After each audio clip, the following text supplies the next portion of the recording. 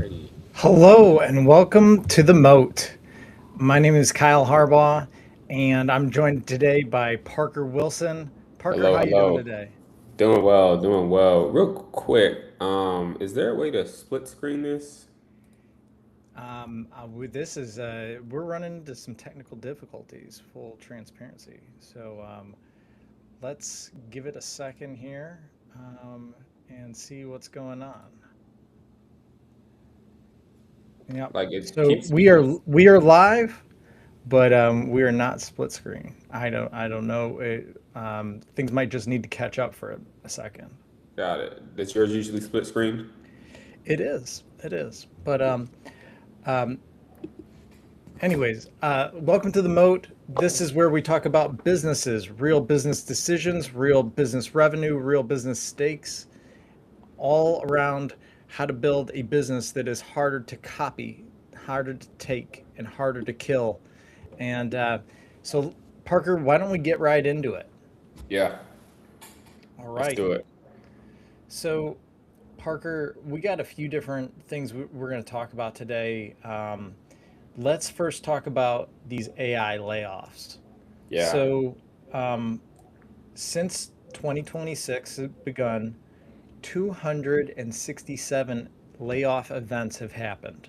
yeah, It's roughly 185,000 jobs have been disrupted, yeah. um, which is wild. That's a lot of people out of work or having to find new work.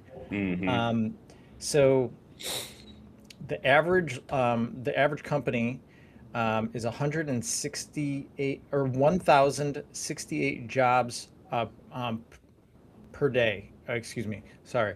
Um, the average per day is 1,000 people are out of work each day. A little over a Wow. thousand people. So Yeah, it's a lot. And 56% are explicitly stating that AI or automation or machine learning is the driving force. No sector is safe, with cuts being across tech, finance, logistics, media, and retail. What are your thoughts around this? yeah, yeah. No, man. One, it's definitely a crazy time we're living in. I think usually when we would see layoffs happen, it would be because of economic downturn. So it would Right. be, markets change. People are not either using the product as much, so overhead, we have to cut that first, right? But we're not seeing that now. Executives, top line folks, CEOs, right? Revenue is up at these companies, right? If you look at every major tech company, they are not going through a major downturn in terms of revenue to where they're panicking saying, okay, we have to cut or we're going to go out of business. No, their revenue is going up. More people are using it more than ever, right? If you look at Meta, Facebook, people are using the product, buying the tools, using their enterprise software. And so the question is, well, why are we seeing layoffs? Well, I think if you want to really cut deep, one of those reasons that I think people don't want to talk about, it's probably greed. Mm, Is hmm. we want to keep making more and more and more and more billions, so we feel as though that we can just cut these folks that are no longer needed. Now, that's the first answer. If we want to look at it just from a business lens, which I think is subjective to the person, Hmm. um, AI is automating a lot of manual tasks, right? So if Sure. we break it down shorter, let's say a consulting company typically hires a junior person to make the PowerPoints, to do the kind of grunt work, right? As Sure. the consultant level folks would kind of do the presenting. Well, now, this is a small example. Now, an AI tool that costs $25 can make the presentation really, really well. So now these companies are saying, okay, I'm paying this guy, market value at around 85K a year just to do this kind of work. Um, that is no longer good use of our money.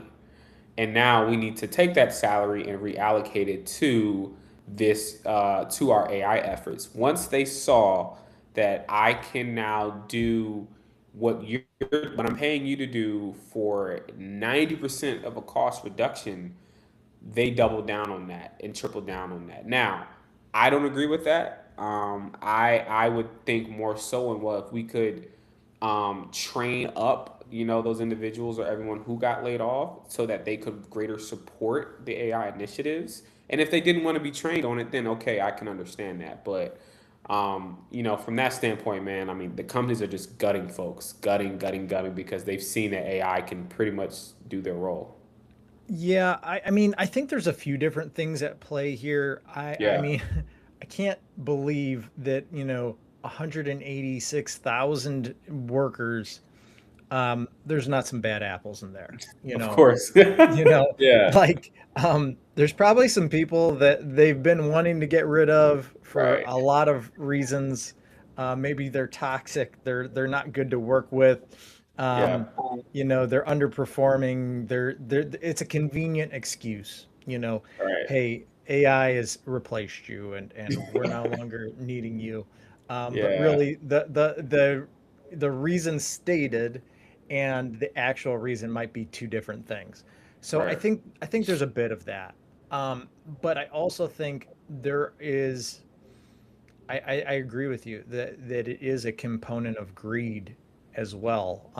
That people are like, hey, in this season we need less people and let's just cut headcount as much as we can, slash it, and um, we'll make more money. And while I agree to a certain extent, like I love making extra money. Of That's not course. a necessarily a bad thing in and of Yeah, itself, but it almost feels like a short-term win. Like you're winning the battle, but you might be losing the war. yeah, And what I mean by that is, you're cutting people who may be very, very experienced, who right, have a lot of insight into what's important to the customer, other institutional knowledge about how things work, how things could be improved, just all sorts of different things that these employees might be aware of that you're not leveraging that information. You're just saying see you later. And right. so I think um, some of it is a lack of creativity, that it's not, well, let's take our people that we've had for a while and make them better, faster, more capable with AI. It's, Mm, hey, we can do all this great stuff and we don't need our people anymore. yeah, yeah, yeah. And it's tough to see. And I also think you've seen, companies begin to try to rehire them now. Hmm. Hey, well, I just saw a post because I'm seeing it in the startup world. I just saw a post that said Meta has spent uh, roughly $200 million a month on AI tokens. So they're paying Anthropic and probably OpenAI for Codex, a lot of money per month for tokens, and they're saying, well, that equates to about 9,000 engineers. Mm. Well, so now we're seeing that they're not necessarily saving money if that math is correct, that they are paying the same amount for AI tokens. So then the question becomes, is the quality of work there that is being produced by those tokens? And someone asked a question, they said, could so are we saying that those 9,000 engineers could not have produced the output needed, for what it is that you're all trying to do? So once again, they're cutting the folks, but OpenAI, I've seen this all the time, right? And I know you have spoken about this before. Sometimes I don't even think they're fully profitable yet because they're burning so much of their capital on AI compute costs, right? Hmm. So AI is expensive. Yeah. It's not, you know what I mean? It's not cheap, and that is the big battle right now. Is we want to cut humans, but AI is not something that it's no longer I can pay for the $20, Claude subscription to do this now. Like to pay for the infrastructure and the data centers and just all the I don't even know everything about it, but all of the costs that go into it. I think a lot of these companies are stuck, man. Like they're not sure. They're like, did we make the right move by cutting all these folks initially, and now we're spending all this money on tokens, so now they want to try to make it work. So no, it's crazy to see in that realm. Yeah, I think you pinpointed something very, very important. That the current model, what people are used to, is being subsidized by their investors. Yeah. And the idea is we're going to get everybody accustomed to this, and then we're going to raise prices. And that raising of prices is going to happen. Hmm. We'll likely see that, in 2027. Hmm. And so I I, I think that they're gonna things are gonna shift a lot in the Yeah. next year or so, Yeah. and how they become profitable long term is going to be really interesting. We'll see. I think there's a few different routes. Like we already saw that ChatGPT is integrating ads Hmm. into their platform. So now there's a new opportunity to advertise. I think that's one way to go about it. I think there's a few other interesting ways. There's a few different strategies, Hmm. but we have to be profitable. If the just investors can't keep pumping money into them forever, Yeah. and so something needs to give, and either they need to raise prices or they need to get creative about how they raise money. Um, there's something has to happen. Yeah, no, I think that that's a great point, and it kind of it's like they're scrambling in a sense, right? Like the hype of, oh my gosh, I can get this email written in 10 seconds. Everyone's doing that now. So now that, I think founders who founded OpenAI left and created Claude, and Mm, now is ideally doing better than them. So Gemini, I mean, these they are. One of the questions I have, not even just with the layoffs, is these companies are racing, mhm, but what are they racing towards? Like mm, they're going, they're going, they're going, they're going. They want to be the best, right? Like I've seen some of the articles, right? Like when Gemini image generation dropped, the new one, then OpenAI said, oh my gosh, okay, now we need to drop an image generation, right?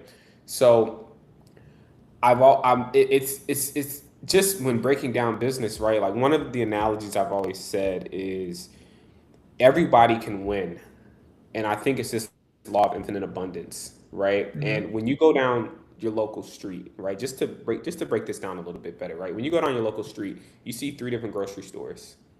All of them are profitable because you, the buyer, sometimes when you go grocery shopping, right, like you might hit Costco, then you might hit another store and another store just for your entire household, right. and you might use OpenAI for one thing, you might use Claude, and then you might use Gemini, but all of these companies are racing to be the best, like sealed, locked in. I want to be the best. I want no one to ever surpass me, and they'll never get there.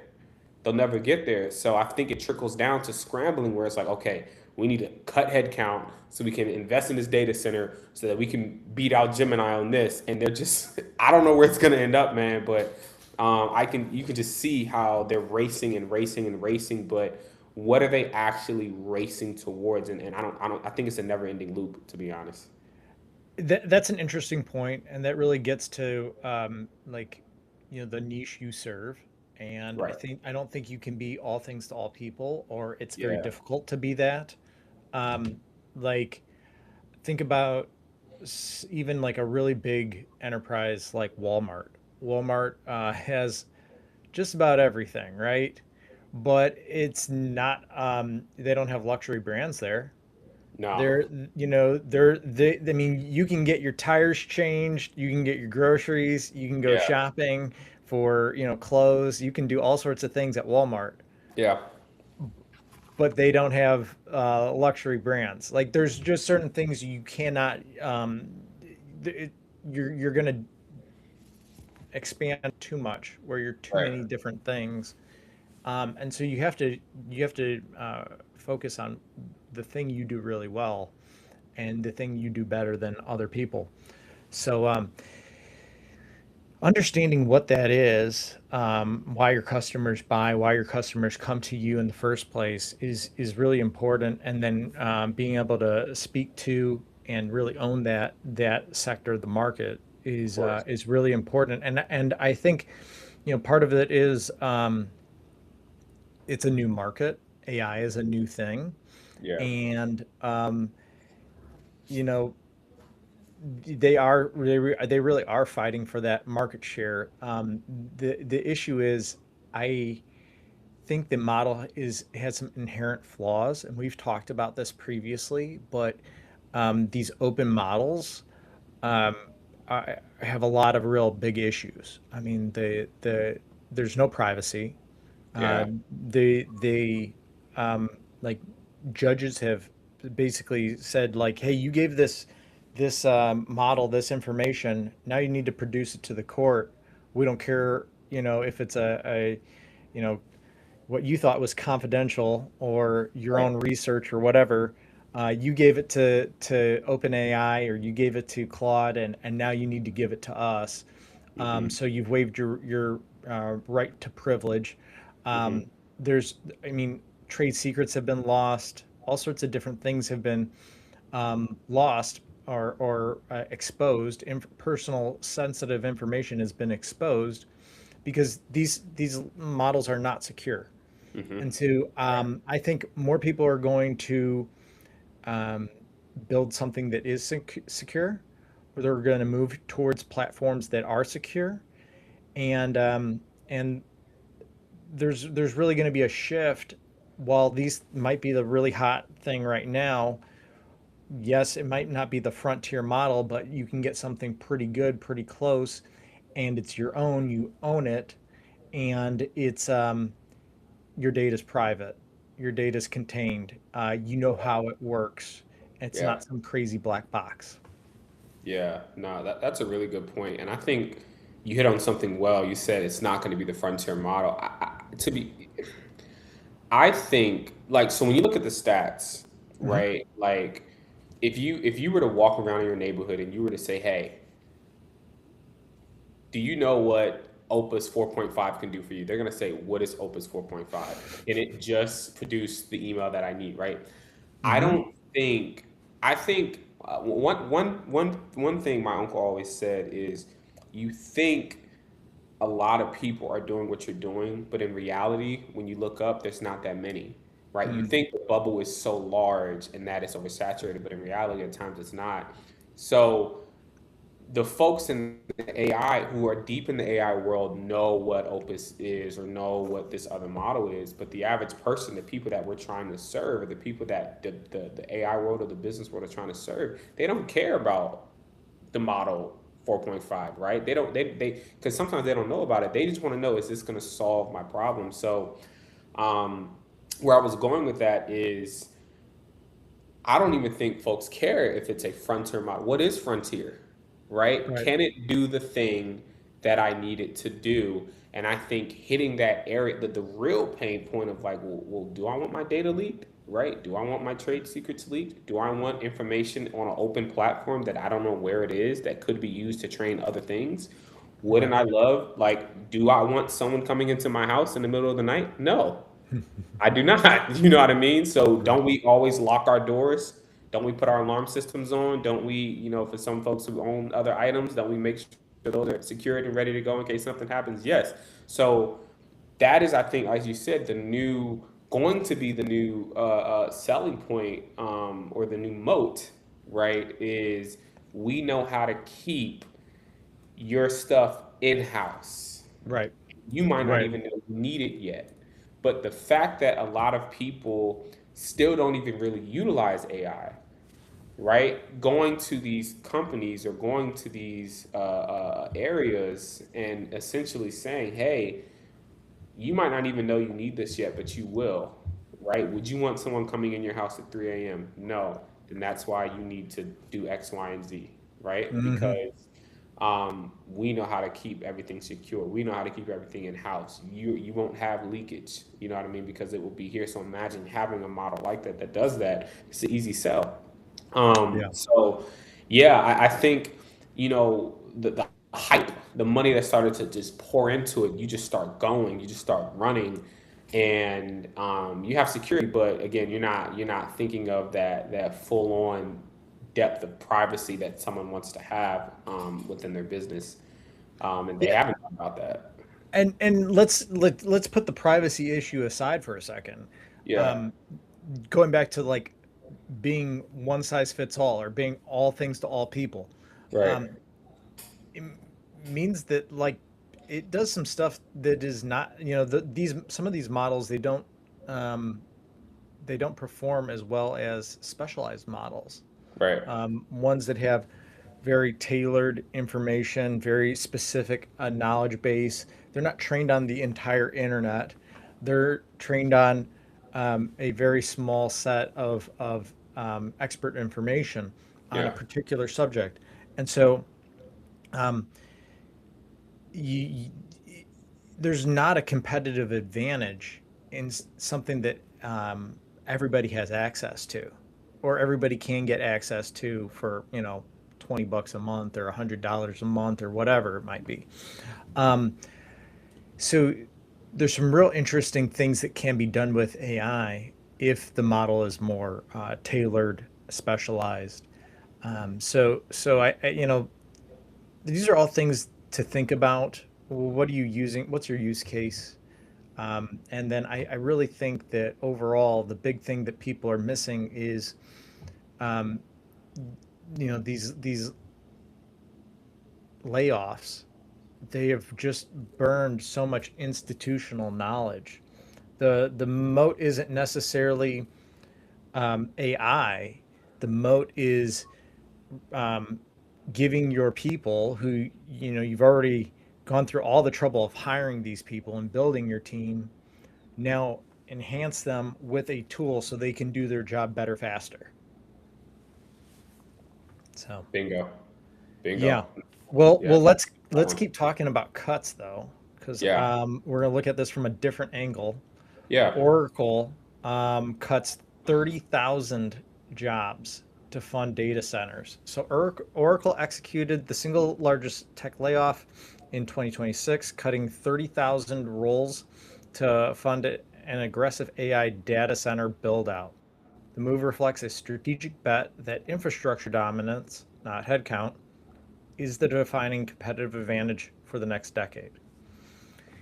It's it's very interesting to think about that like from an infrastructure standpoint. Like let's say I could pave all the roads and I own all the roads and now I can monetize them somehow. I think that is a really interesting play. At the same time, all the different risks and issues that we've already talked about. What do you think about this one? Oh man, I was having a conversation. I won't mention his name, but with a good colleague, good buddy of mine. He's in the risk world, and we were Mm, just having that conversation about AI and risk, and just how that's something I think people tend to forget about. And going into this, right? If we are going in or stepping into a world to where we're saying we no longer need people, then we've lost. And we're saying we no longer need people, and mm, we are making a shift to say we're going to bet on artificial infrastructure than the people that created, you know what I mean, the artificial infrastructure. I think you've already lost, and I think just with the cuts and now seeing how these cuts are getting more specific, excuse me, you can tell that's the direction we're headed in. So we're going to essentially cut, let's say, I don't know, let's say it's $1 billion in salaries so we can pay for our data center. Well, you just lost 30,000 folks. So you didn't save money, you just reallocated it. And I think that's what kind of we were mentioning, seeing how token spendage is pretty much the same as engineers. So now that we're essentially back at the same number we were, who's going to work on those data centers if something breaks, if something Yep. happens? You know what I Yep. mean? Are we no longer saying we need human in the loop, right? Are we no longer saying we need human beings there to enhance, the data centers, right? To make them better. So again, what's going to happen? What's going to happen, right? Because something is going to happen. Something always breaks, right? And in every Yeah. industry, right? Nothing is ever perfect. We live in a fallen world, Yeah. right? So nothing ever is perfect. So what will happen, when those things do come? And Yeah. it'll be interesting to see what Oracle does um, when that comes up. And I just wonder. I know. Listen, these companies are big. They're making billions, right? X, Y, and Z. But are they thinking about that? Or are Yeah. they just making rash decisions? I agree, and I'm thinking about like just the overall like the ethical um issues here. Yeah, Like, okay, yeah, so we're more profitable, but now we look terrible as a company because we, cut a bunch of people on our team. And like you said, I think you're going to need some people to maintain everything and keep it yeah, working. Um, it's like, okay, fine. You need to cut some people. You need to reduce headcount to have more money to spend on this big expense. I understand that to a certain extent. At the same time, like I mean, Sam brings up a really good point in chat. Like, how many data centers do we actually need? I mean, that remains to be seen. We'll see, and maybe you've cut all these people, you burned all this goodwill, you look bad as a company. Yeah, you own the data centers, but like, yeah, you really tarnished your reputation, and once you've done that, it's very hard to earn it back. yeah, definitely. And that's how you see, in the next couple of years, companies go bankrupt. That's how you see because they lose trust. So, Right. real quick on Oracle, they're a cloud provider.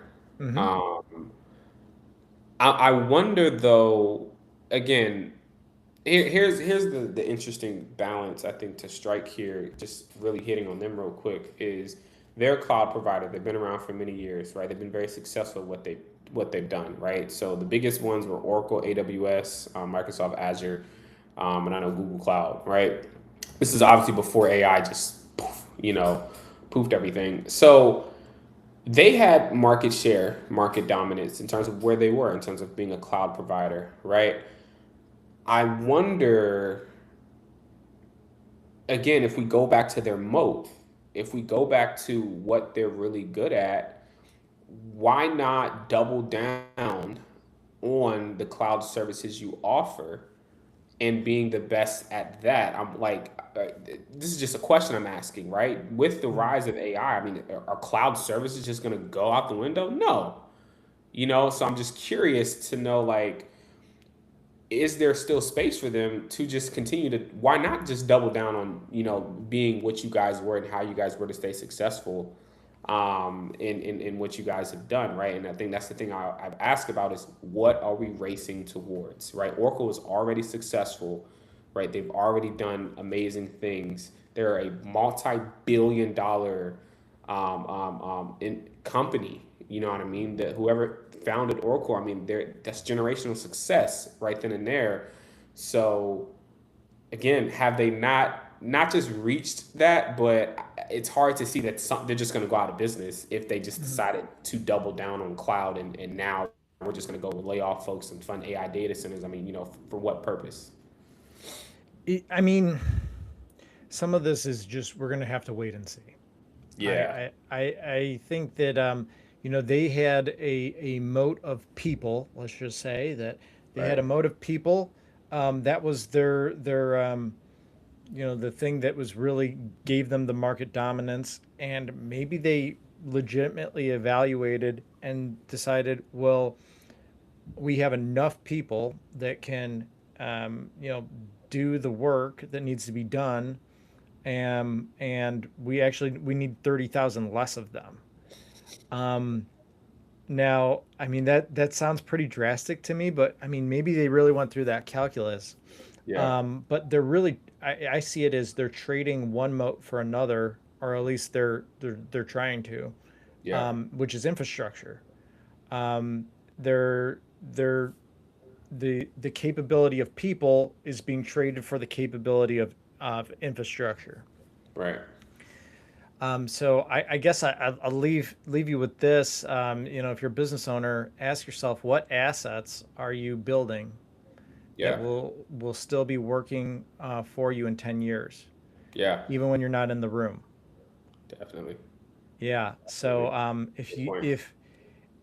if you're not if it's just this ongoing thing, maybe that's the right move. Mm. Maybe if the cost of maintenance is so expensive or so onerous that you can't maintain it, maybe it's more of a liability than an asset. Interesting. That's a good point. That's a good point. So I want to take a break here for just a quick second and let everybody know that this is a live show. If you have questions, comments, feel free to leave them in the chat. We'd love to hear from you. If you have a business that you'd like us to speak about your question on the live show, leave it in the chat. We'd love to have a conversation with you. If for some reason maybe you have a question but you don't want to talk about it publicly here, you should book a time with us, and I'll leave a link in the comments so that you can book time with us and get your question answered.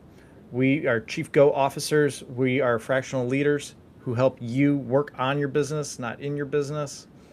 We expand your ability to see what is possible and make the business more valuable and less dependent on you as the owner. And so we love talking business. That's why we're here on the show. And Definitely. let us know if you have any questions. We'd love to see them in the chat. Definitely. Definitely. Yeah, that's good. It's good stuff. All right. So last one I wanted to talk to you about. Give me 1 second to find it in my notes here. Um,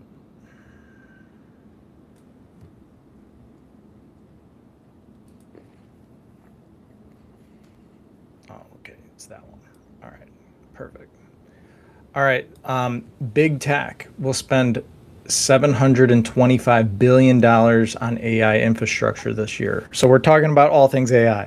Yeah, yeah. If you haven't noticed, if you haven't noticed. I mean, it's the emerging market, right? I Yeah. mean, it's so many different. It touches on so many different parts of our life, and I'm thinking about when the internet first came out. Um, I'm thinking about the '90s. It was slow. It was, kind of clunky in the beginning, but now it's fundamentally changed our lives. And Mm. it's just there are businesses out there that don't have a website, but Yeah. they're few and far between. And I Yeah. think you can make far more money if you have a website. Well, I think it's the same thing with AI. There's some people who are going to choose not to use AI, but they're going to be far less capable than somebody who does use AI. Right. And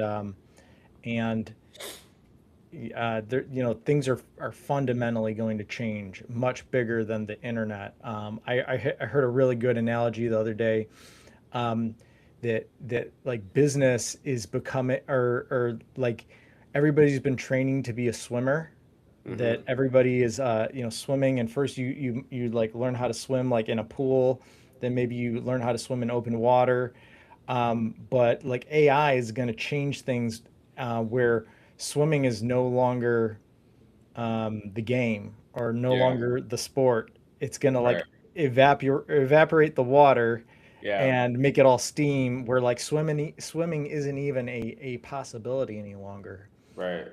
And so I think that that's really where we're going, and so we got to stay up on this stuff, and we got to it's important to talk about, think about. So let's get into our last subject here. Yeah. Big tech is going to spend $725 billion in AI infrastructure Yeah. this year. That's Microsoft, Meta, Alphabet, and Amazon. They're projected to spend 725 billion combined on AI infrastructure, 60% year over year increase, and the largest single capital inspection capital expenditure surge in technology history. Microsoft alone raised its 2026 capital expenditure to $190 billion. Mm. Amazon plans on spending $200 billion. This spending is primarily flowing to data centers, GPUs, networking, and power infrastructure. So, what do you think about all this? I mean, it kind of goes back to that question that we were talking about before. Yeah. How many data centers are too much? Yeah. Man, it's it's interesting to see because, you have folks who live in rural areas that are getting offers on their land For sure. for that, and they're like it's like again, I think it goes back to that rush, that race, that greed in a sense, right? Of like they're like, oh my gosh, there's 150 acres. This is perfect. We can put five, six, seven data centers here that can give us the compute power we need to keep going. And I that's a great. I don't know how many data centers we need, right? Yeah, right. I you wish there was a more sustainable way. I know Nvidia had come out with a possible solution. I'm not sure if, again, because I often think about the effects of, would that cause any health effects, right? So they came out with a possible solution of putting data centers on homes, Mm, micro ones that would power up their ultimate, their AI solutions, and they'd pay the homeowner $1,000 a month just to house it. Now, at first glance, you're like, oh, $1,000, that's great. That's easy money. But you know, this is not putting a Tesla supercharger on your house, right? This is real AI compute power that's going to be on your home. And one of the things I wonder is that going to call? Are you then going to see down the line that people are getting underlying health problems? Because of that, and I can tell you that's something they're not thinking about because that's something they likely don't care about. If we can monopolize this and put all these data centers on these micro data centers, right, on these homes, having all that compute power there to power up, our solutions, they're not going to care if 15, 20 years later somebody has lung problems, because of that. So um, I think we're just going to see more and more of these centers going up, and it's just going to get more and more to where again, I don't know where it's headed. mm. I don't know what it's going to become. Some of it is scary. So, It, like you it said, it really is, and this goes back to what I was talking about earlier about like I think just the way we do business is going to right? be fundamentally very different. In the next 10, 20 years, we'll see. Maybe Yeah, sooner. Things are moving pretty quickly. Um, but yeah, no, the long-term health effects, like Sam also brought up this noise pollution issue. yeah, um I'll say it like this, like I don't, if it's out in the middle of nowhere, I don't really care. At the right. same time, I do. I, we, I still, I do feel like we should steward the land that we have well, and if Hmm. it becomes an issue where it's, I don't know, like animals can't live around there, or Yeah, it's very disruptive to the people, um, like I think we need to come up with better ways to make this quieter, or yeah, make it somehow, where we're not disrupting the environment, or we're disrupting the environment minimally. Like on the one hand, I'm going like, hey, if it doesn't bother anybody, who cares? But right. it's almost like that tree that fell in the wilderness with nobody here there to hear it. Yeah, But just because we didn't hear it doesn't mean there wasn't an effect. We just we're not aware of that effect, and so Right. some of this is like it remains to be seen. Yeah.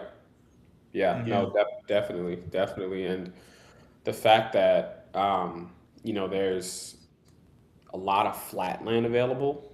Mhm. Like when you look in Denver and you look in Texas, you look a lot of the Midwest. I mean, I don't think you're gonna put up a data center in Florida, or DC.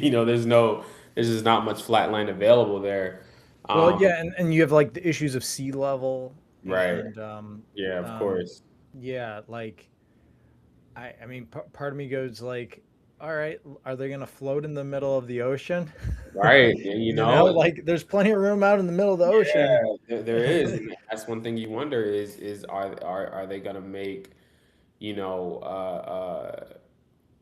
I guess water resistant centers, right? Or you've seen Elon Musk talk about putting them in space, Right. for that. They can put satellites up there. So there's, again, they're spending money to figure it out. They're spending money to build them, to fund it. But the question I always go back to that I'm not sure if these companies have answered, what are we racing towards? We're Mm. spending money on the money on the infrastructure, right? But what are we racing towards? What is the goal, or what is the place, right? And I'm just not sure if they can really answer that right now because Yeah, I I don't think there's know. a lot of competing priorities. I think Right. there's just a lot of people are doing things, like you brought up Musk. He his one of his priorities that he's talked about is we want to be able to inhabit Mars one day. Yeah. We want to be this civilization that is able to not be dependent on Earth. That we're able to go beyond Earth. Hmm. On the one hand, I think that's interesting. I don't know if I mean some people I'm sure share that vision. I'm not sure that's the right direction, or I'm not. And I definitely don't think everybody wants to go in that direction. So um, yeah, there's a lot going on, and Yeah. I think having a stated, well reasoned set of values, a stated mission, a vision, your values, all those things are really important so that you can know why you're moving in the direction you're moving, and other people know as well, and they're helping you. They're like, yeah, I agree with that. Yeah. I want that, and you. I mean, that's how you build a team. Definitely. Definitely. 100%. 100%, man. So, So wanted to leave you with this. Raw compute power is not um, a moat in and of itself. That these all these tech companies, they're building all this infrastructure, right? They're building all this all these networking centers, all these power plants, all these GPUs, all these stuff. Your moat is what you do with the AI, right. not the size of your servers. Bingo. Yeah, Bingo. proprietary data, workflows, a customer relationship, all of that uh, is something that just gets scaled by Yeah. AI. You're able to do it better, faster, potentially cheaper. That'll create a durable advantage. Just having the tools, like I'll just say it like this: this this AI infrastructure is really just a shiny chainsaw. It doesn't Yeah. help you cut the tree down. You still got to do that. You still got to Yeah. know how to do that well, and do it safely. Yeah. And these are all real issues that people. Like you said, we're in such a hurry to get someplace. We're not necessarily thinking thoughtfully about these issues, so that we're building thoughtfully. Right. Yeah. And I think it goes to, um, time, money, and people, right? Yeah, time, money, and people. Well, Yeah. that I completely agree, and that's a great segue. Let's talk about time, money, and people. Those are the three big things you need to steward as a business. Yeah. Your time, your money, and the people that you serve and the people you work with. So let's talk about that right now. What do you think in terms of these big tech giants spending lots and lots of money? What do you think is the main issue there? Time, money, or people? Um, I'm just gonna X out money. I'm gonna X out money. Um, Well, I mean, we know money is a big issue. I mean, that's why they're firing a bunch of people, right? yeah. So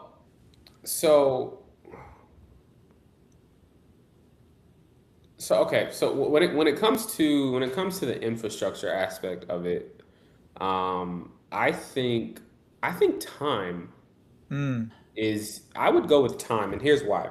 So okay. one of the things when it comes to when they're throwing money at it, right? Like we were thinking that money would solve it, is trying to like there's a it's like again when we're talking about in a hurry, right? We're thinking of a deadline. There's a crunch time. We need to do this now, fast, quick, in a hurry. I think time is really driving a lot of this because we're rushing, we're racing to be first. So let me break that down even more. If Gemini put out a model in 8 months and Hmm. they're starting to gain users in a sense, well, OpenAI is going to say, well, we need to do our model in 6 months. So we need to now invest in this data center to fund that and this so we can have more compute power so we can build a lot quicker, right? So Hmm. I Hmm. think so. All of those things matter, right? But I think time is the driving force of a lot of this. Is Mm. we need to get there first. We need to get there the quickest, and we need to get there. Well, really, no. First and the quickest is the biggest things. We need to get to wherever it is that we don't even know we're trying to get to. So I think time is a huge driving factor of a lot of that. I don't think it's making the most money, to be quite honest, right? These companies are already in the billions of dollars. I think once you have surpassed that level of financial gain, like they're not looking for their next meal, right? So once you've surpassed that, I believe they've hit a level of time, right? Is when people realize time is a greater currency than money, right? Hmm. Yeah. Is a much greater currency than money. You So can make more money, you can't make more time. you cannot. You absolutely cannot. So I think that's the bigger driving force is can we get to wherever it is we're trying to get to in a quarter of the time? How can we if you're saying this is going to take 5 years, well, can I get there in a year and a half? Right? Right. So How then how would I get there faster? Yeah, right, I think how do I get there faster? that's a really good point. Um, I'll also say it like this: vision. Vision is super important. Of course. Like somebody who's they're building, but they can see maybe 10 years out. Well, they know what to build for that time frame. Right. If somebody has a greater vision and can see 20, 30 years out, and they know what it's going to take, maybe you build different. Yeah. And so I think visibility has a very big part of it, and I do agree that the time aspect is very important. At the same time, like knowing who you are or who you are not Right. is also very very important, and part of that is who you are in the marketplace, Yeah. who you serve, who you don't serve. Getting clear on that. So I think some of it is a time. I mean, honestly, I think it's kind of all this. It's all encompassing to a Of degree. course. I mean, you have a time aspect, getting there first. You have a money aspect. Obviously, you got to fund all this infrastructure that's being Of course. built, and all this capability. You got to fund building that. But then you also have people. Like people need to be considered, thought about. They have institutional knowledge. They're the not the artificial intelligence, but the analog or the natural intelligence. Of course. And we built it, and so we need to build it in a thoughtful way that is sustainable for us. Yeah, for sure. No, I say look at it like this. Imagine building a company to where, listen, time was the biggest driving force, but I think your people are the most important aspect of building a successful company. So here's the thing, right? If you're the CEO, let's say your company does extremely well, you become the billionaire. But if you took care of your people, Right. and either gave them equity in your company or whatnot, well, you might be at 17 billion, but guess what? They're at 40 million, in terms of net worth, and their life has changed completely, right? Like that, Right. like the average worker doesn't do that. So that's one of the things that, and I'm not saying you can do that for every employee, but if I were to give a piece of, um, I don't know, wisdom is the right word, or just a statement to put out there, right? For those who are building companies now, Hmm. look at what these bigger companies are doing and don't do that. Like so when Right. you look at, I mean, here's the thing, they've already grown to the heights, right? So they can't Right. really turn back now. But if you're building something now, look at how their people are being treated, and then look at the people that you will eventually work with and do something different, because your people are going to be what your biggest asset. They're going to be what's going to really drive what you're doing forward. And like I said, your best case scenario, your company does extremely well. You may be the net worth billionaire, but those people who were there with you, they may be the 100 millionaire, right? The 40, their net worth may be up, and their life has changed forever. And now throughout that process, they were there to help you shape that vision, to really take it forward. And I think that, you know, a lot of these companies that they've gotten so big that they forgot about that. So look at what they're doing. Yeah. Go in the opposite direction. That's what I would say. No, I agree. And I think there is the ideal situation is a business where the more value is given to there's three parties, and if you can increase value for all three of them, that's the best situation. That's the owner or the owners of the team, the Hmm. employees, and then the customers they serve. Right. If there's ways to benefit all three of those parties at the same time, Yeah. and I think these infrastructure or these big cuts, they're going like, well, we're gonna line the owners' pockets. We're gonna okay, maybe you did, but now a bunch of people don't like you. A lot of people are mad at you. You burn a lot of goodwill. The people want to they have an axe grind now, and they're going to go to your competitor, You're and right. Right. try to outcompete you and win, with your competitor. And Yeah. so yeah, it might be it might cost you something to keep people around, but I think you need to think through that and build a sustainable ecosystem Sure. that grows in a way that's sustainable, Definitely. that's benefiting the customer, the team, and the owner. Definitely. 100%. 100%. I think that's what'll get you, to where you want to go. And Mm. I think, again, if maybe they kept that aspect, I'm not sure what it looks like at that scale, but maybe some of the people could help you get to where you're trying to go. Yeah, Um, I think that the people just need to rethink the way they do business, maybe. right. That there's other alternatives, that the way that a lot of people do it isn't the way, maybe the best way, one, and that there's a better way, and to Yeah, explore what that might be. And for sure. it's going to be different. People are going to criticize you, but at the same time, lots of people are criticizing, and don't like these big corporate structures because they do seem very cold. Yeah. They do seem very opportunistic and unhealthy. So, all right. Well, hey, Parker, thanks so much for being on the show today. If you didn't know, Parker is part of our team at Chief Go Officers. Chief Go Officers, we're a consulting company that helps businesses grow and identify the five largest opportunities for growth, tell them what to focus on, help them focus on those things. We'll work alongside of you to actually implement the different plans, that the different opportunities that we identify. So it's been great to have you here, and we're at the top of the hour, so we need to get going. But until next time, keep building that moat.